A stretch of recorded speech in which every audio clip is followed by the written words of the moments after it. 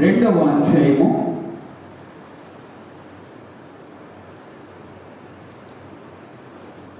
1వ వచనము 2వ వచనం కూడా చదువుకుందాం. మరొకసారి పరిశుద్ధ గ్రంథములో నుండి పరమగీతాల గ్రంథము 2వ అధ్యాయము 1-2 వచనాలు మనం చదువుకుందాం.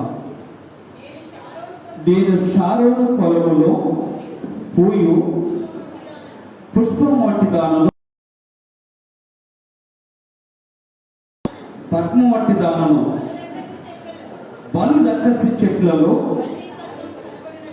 వల్లి పద్మ నా ప్రియురాలు కనబడుచున్నది. చిన్న ప్రార్థన చేసుకుందాం. ఈ యొక్క ఉదయకాల సభ్యులు నా ప్రియ దేవుని బిడ్డలారా, సహోదరులారా,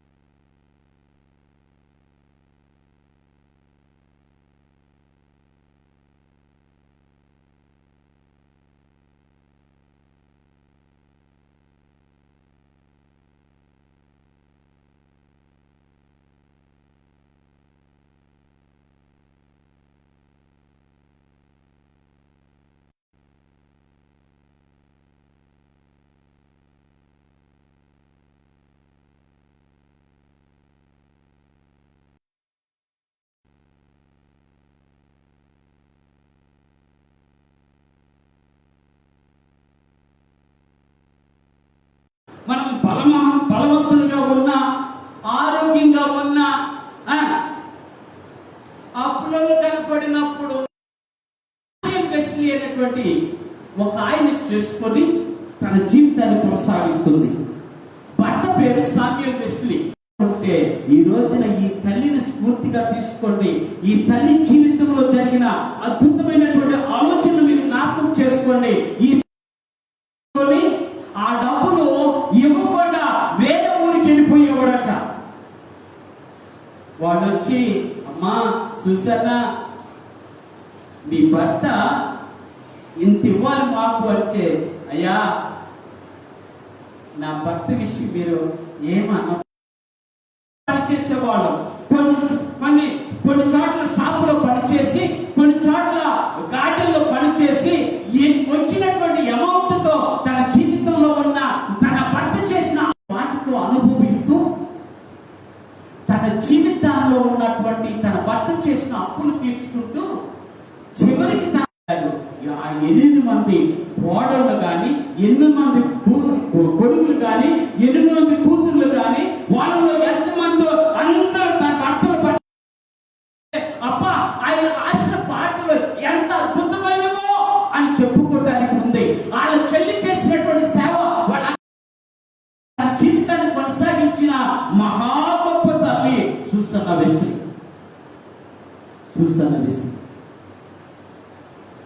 ఎందుకంటున్నానంటే ఈ రోజున నీవు నేను కూడా పోయామనిపిస్తుంది. పిల్లలు పెంచే విషయంలో ఎక్కడ లోపాలు కనిపిస్తూనే ఉంటాయి అనిపిస్తుంది. ఎందుకు చెప్పదా? ఆ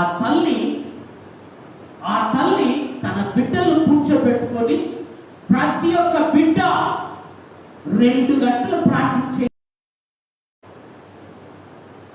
నీలో ఉంటే జీవితాలే మార్చబడతాయి. నీలో ఉంటే నీ బిడ్డలు మార్చబడతారు. నీ బిడ్డలను, నీ భర్తను, నీ కుటుంబాన్ని మార్చుకోగలుగుతావు. అందుకని చెప్తున్న ఈ ఉదయకాల సభ్యులు, నా ప్రేమ బిడ్డలారా, 2 చేరదేమో. ఒకవేళ అలాంటిది జరిగితే నీ అభ్యాసం కాస్త అద్భుతమైనటువంటి ఆ యొక్క యోగ్యతను, ఆ యొక్క గొప్పతనాన్ని చూడగలిగారు. ఆ దేశము మార్చబడింది. ఒక విషయం చెప్ప చేయకపోతే ఏమాత్రం క్షమించేది కాదట. రెండోది ఏంటంటే తెలుసా? ఆ తల్లి కనుక వాక్యం ప్రతిరోజు 1 గంట వాక్యం చదివి ఏంటి ప్రార్థనే ప్రకారము కాబోయే తల్లులు ఉన్నారు. లేదనుకుంటే అనేక మందికి తల్లులుగా, అంటే బిడ్డలకు తల్లులుగా ఉన్నారు. వారు చెప్తున్న అలాంటి తల్లి కాబట్టి ఆ తల్లికి పుట్టిన బిడ్డలు ప్రపంచ చరిత్రలో ఇంగ్లాండ్ దేశాన్ని చదవటం ఒక ప్రమాణంగా పెట్టుకొని దేవుని సన్నిధిలో కొంచెం కఠినంగా ఉండకపోతే ఏంటండి కొంచెము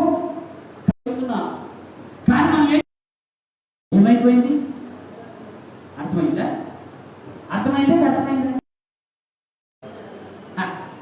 పరలోక ప్రార్థన నేర్పాడు. బియ్యం నోట్లోకి ఎక్కడా? గ్యాస్ ఉందనుకోండి, లైటర్ కావాలి. లైటర్ ఉందనుకోండి, వెలిగించడానికి. కానీ ఎవరు పెడతారు? చచ్చిపోయిన తర్వాత కీర్తి సాక్షులు, క్రీస్తు సాక్షులు. క్రియ అంటే 2 వస్తున్నాయిగా. అర్థమవుతుందా? ఇవన్నీ ఒట్టి మాటలే. అర్థమవుతుందా? పెట్టుకుంటే రాదు. అది దేవుని మీద ఆధారపడితే వస్తుంది. దేవుని మీద ఆధారపడతాం నేర్చుకుంది. దేవుని మీద ఆధారపడతాం తన జీవితంలో అలవర్చుకుంది. దేవుని మీద ఆధారపడతాం తన బిడ్డలకు నేర్పింది. నానా మనకి ఎవరు లేరు ఆధారం. నాన్న చూస్తే వెళ్ళిపోతాడు, ఎప్పుడు వస్తాడో తెలియదు. నేను చూస్తే పని చేసుకొని వస్తాను, డబ్బులు ఇస్తాడో ఎవరో కూడా తెలియదు. కానీ మీరు దేవుని మీద ఆధారపడితే రోజు, ఎందుకంటే మన బ్రెయిన్ లూజు. అర్థమైందా? ఏంటో ఫోన్ చెప్పనా? ఏ పిల్లలు అడిగింది కానీ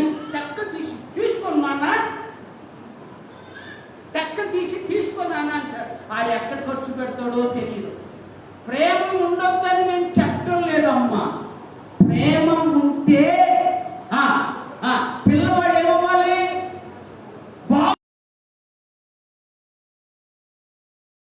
బాగుపడాలి. పిల్లవాడు బాగుపడకపోతే ఏమంటారు? చివరికంటే నువ్వు, అరే నేను డబ్బులు ఇచ్చింది నిన్ను పాడు చేయటానికి కాదురా, ఎందుకు నెట్టుకో. అందుకే చెప్తున్నా, దేవుని బిడ్డలంగా దేవుని మీద ఆధారపడితే పైసల యొక్క విలువ పిల్లలకు తెలుస్తుంది. ఏంటి విలువ? అందుకే నేను చెప్తా, దయచేసి నన్ను మాత్రం అడగొద్దమ్మా అని చెప్తా. ఎవరిని? నా పిల్లలకి అదే చెప్తా, నన్ను అడగొద్దు. ఒకవేళ వాడికి ఎందుకు ఉపయోగం అని చెప్పి దేవుడే ఏం చేస్తాడు? తన ప్రిత్వాన్ని అనగా తన తల్లి. ఈరోజు ఎందుకు విషయం చెప్తున్నా, ఆ తల్లి తన బిడ్డలను ఎవరి మీద ఆధారపడేటట్టు చేసింది. ఎక్కడ కూడా జాన్విషుని చరిత్రలో ఉన్నట్ట ఏ రోజును కూడా సంఘం ఉన్నా, అనేక మంది సేవకులు ఉన్నా, అనేక మంది విశ్వాసులు ఉన్నా, ఏ రోజును కూడా జాన్విషుని అయ్యా నాకు ఇది లేదు అనేవాడు కాదట. అర్థమవుతుంది? దేవుని మీద ఆధారపడితే దేవుడు నువ్వు కాకపోతే ఇంకొకరి ద్వారా దేవుడు తన కార్యాలు జరిగిస్తాడు. దేవుని స్తోత్రం. అందుకని చెబుతున్నా, దేవుడి మీద ఆధారపడుతూ నేర్చుకోండి. మూడో విషయం కూడా నేను మీతో చెప్పాలని ఆశపడుతున్నాను. అదేంటంటే పరిశుద్ధ ఒక చిన్న మాటను మీకు తెలియపరచాలని ఆశపడుతున్నాను. మరొకసారి ఆ వచ్చిన కూడా మీరు చదువుతాను.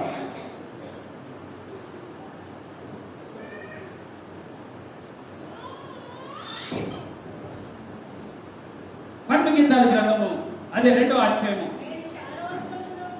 నేను షారోను ఫలములో పూసిన పుష్పము వంటి దానను, లోయల్లో పుట్టిన పద్మం వంటి దానను, పలు రక్కసి చెట్లలో స్త్రీలలో నా ప్రియురాలు కనబడుచున్నది. మూడో విషయం, ఆమెకున్నటువంటి గొప్ప విషయం ఏంటంటే, ఒకటేమో ప్రార్థన జీవితం. మనుషుల వైపు ఎన్నడూ నువ్వు కన్నులెత్తి చూడ. ఎవరి వైపు? ఆధారపడిన జీవిత అనుభవం ఏంటి చెప్పనా? ఆధారపడిన జీవిత అనుభవము ఇశ్రాయేలు మహాశక్తి కలిగిన దేవుడు. నువ్వు ఆధారపడుతున్న దేవుడు మహా అద్భుతాలు ఇష్టం. ఎంజాయ్ చేయండి, తినండి, ఎవరికి ఎంత కావాలో తినండి. మూడో విషయం ఏంటో చెప్పనా?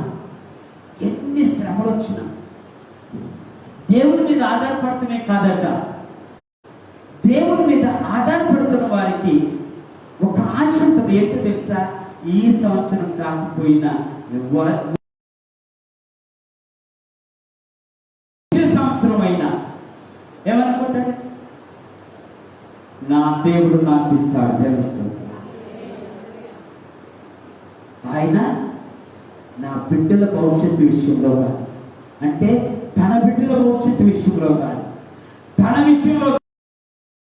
పేతురు రాసిన మొదటి పత్రిక 5వ అధ్యాయం 6వ వచనం. దేని మనసు అంటే భలే ఆశ్చర్యం రాస్తుంది. దేని మనసు అంటవా? సత్యుడు, అట్టోడ, ఎట్టోడ, నట్టోడ, తట్టోడ అని పిడిగుత్తులు. ఎవరో చెప్పయ్యా నేను గుర్తునోడు అని కదా. ఏం చేశారు? పిడిగుత్తులు తిన్నాడు అని ఏమన్నా సమ్మతిగా ఉందా? ఎన్ని కేజీలు? మన ఇంట్లో వండితే కొంచెం సహించుకోకపోతే మరి అన్ని ఎట్లా తెలుసుకుంటారు? అన్ని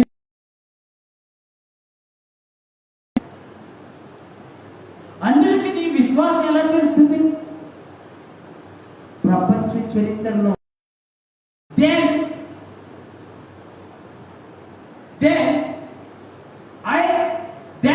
all the people who are in England, all the theologians in England అన్నాడట. నేను థియాలజీల దగ్గర చదివిన వాళ్ళ దగ్గర నేను నేర్చుకోవాలా, ఇదంతా నా తల్లి దగ్గరే.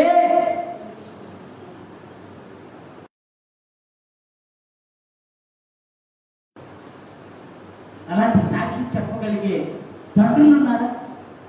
అలాంటి సాక్ష్యం చెప్పగలిగే విశ్వాసం జీవితం కలిగిన వారు ఉన్నారా? విశ్వాసం ఉన్నారా? నేను ఎవరి దగ్గర నేర్చుకోలేదండి. ఈ క్రైస్తవ జీవితానికి సంబంధించిన అన్ని కూడా నా తల్లి దగ్గరే నేర్చుకున్నా. ఎవరి దగ్గర?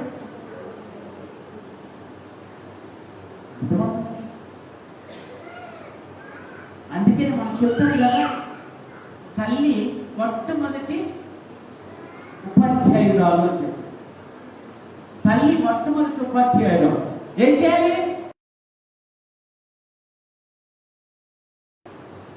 మా విలేజెస్లోకి వెళ్తే వాళ్ళ భాష డిఫరెంట్గా ఉంటుంది.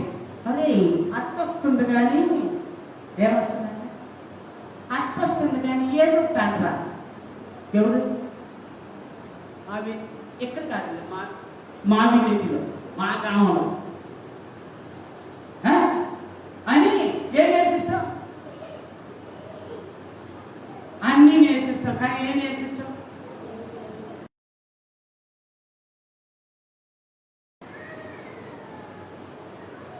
ఎందుకు చెప్తున్నా అంటే, అమ్మా నువ్వు నేర్పించే తల్లిని నేర్చుకోవటానికి నీకేం కావాలో తెలుసా?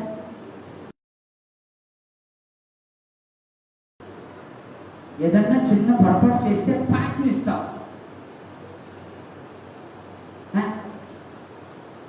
ఒకప్పుడు నేను కూడా అంతే. మా అమ్మగారు ఊరు వెళ్తున్నా, చిన్న ఉన్నాయి, అదిగో ఆ పాప కంటే కొంచెం ఉంటానేమో. ఊరు వెళ్తుంటే నన్ను తీసుకెళ్ళలేదని ఏడ్చుకుంటాయా? మా అమ్మ ఎమ్మడపడి ఏడ్చుకుంటూ వెళ్తున్నా. ఏడ్చుకుంటూ వెళ్తుంటే మా అమ్మ వెనక చూసుకోకుండా తను వెళ్ళిపోతా ఉంది.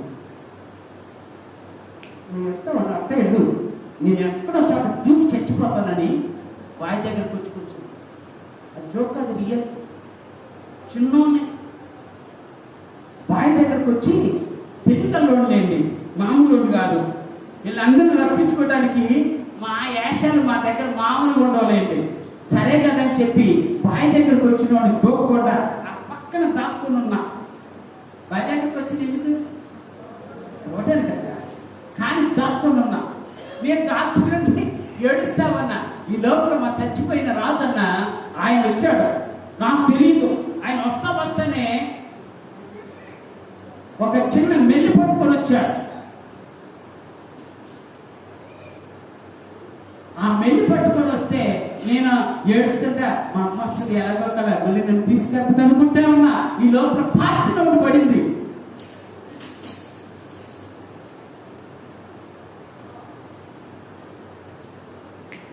అక్కడ పరుగు నా ఇంటికి వచ్చి తలుపు వేసుకునే దాకుంది. ఏ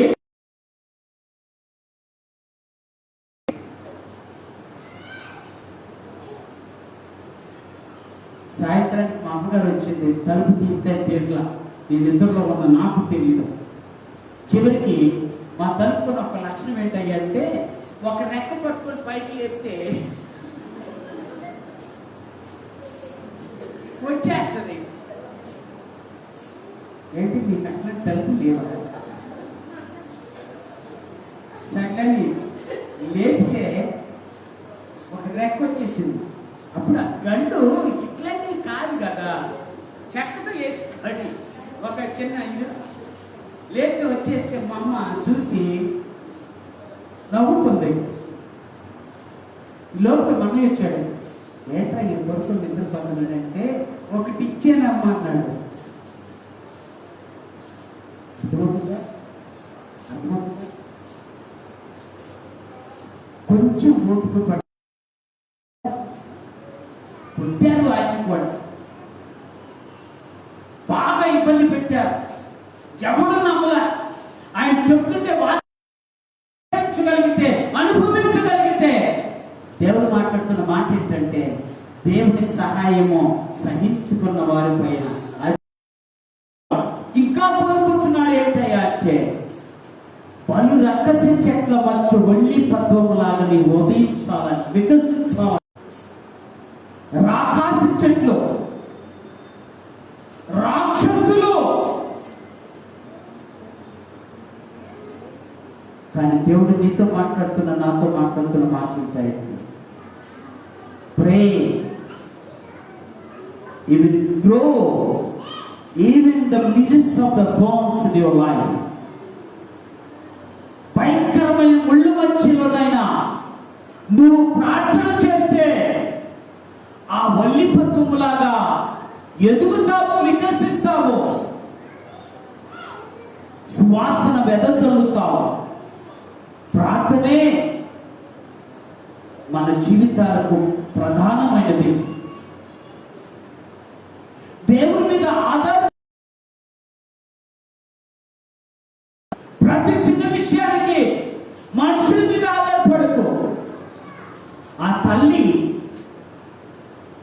ఎంత కష్టతరమైన జీవితాన్ని, ఆరోగ్యం సరిగా లేకపోయినా తన బిడ్డలు పెంచుకోవడానికి ఎంత ఓర్చుకుంది.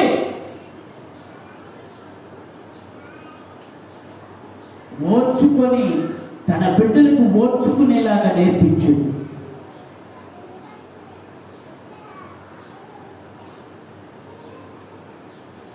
నీ ప్రేమ ఇవ్వటమే కాదు, నీ ప్రేమ అర్థమయ్యేలాగా ఇవ్వటమే నేర్చుకోండి. ఈ రోజున సూసన్న వెస్లీ వలె నువ్వు, సూసన్న వెస్లీ వలె నీవు నేను జీవించగలిగితే,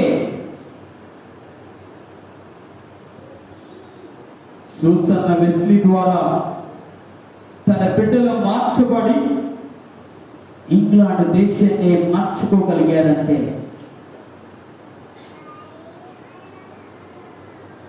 దేవుని మీద ఆధారపడి నీ కుటుంబాన్ని మార్చుకోలేవా? సహించుకొని సహాయం పొందుకొని ప్రభు కొరకు నిలబడలేవా? నిలబడితే నీ వారిని రక్షించుకోగలుగుతా. ఇదిగో నా ప్రియ దేవుని బిడ్డలారా, ఒకవేళ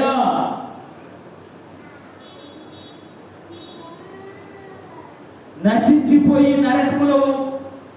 నరకములకు పోయే వారి గురించి అశ్రద్ధ చేస్తున్నావేమో, అది ఇప్పుడు నీకు అర్థము కాదు. యేసయ్య రెండో రాకడలో అది అర్థమవుతుంది. అప్పుడు దాకా సహిస్తున్నాడు దేవుడు, భరిస్తున్నాడు.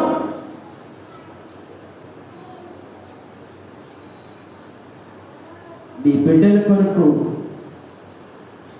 నువ్వు కొంచెం ఓర్చుకోకపోతే, నీ కుటుంబం కొరకు నువ్వు కొంచెం ఓర్చుకోకపోతే దేవుని సహాయం పొందలేకపోతావేమో, నీ బిడ్డలను రక్షించుకోలేకపోతావేమో, నీ కుటుంబాన్ని రక్షించుకోలేకపోతావేమో.